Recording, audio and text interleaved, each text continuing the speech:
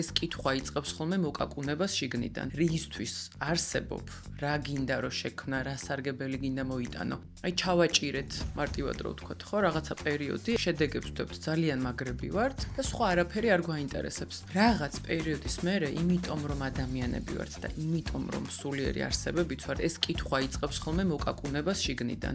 და თუ დიდხანს არ უსმენ და ვაუფასურებ, შეიძლება გავაუფასურო ზუსტად იმით, რომ რაში მაინტერესებს რა, ძალიან მაგარი ვარ, ისედაც ნახეთ, შემოვხედეთ, როგორი შედეგები, როგორი წარმატება მაქვს. სამაგიეროს რითიც გვიხდის ჩვენი შინაგანი სისტემა, რომ არ მოусმენი ამ კითხვას, არის იწყება კრიზისი, როგორც წესი.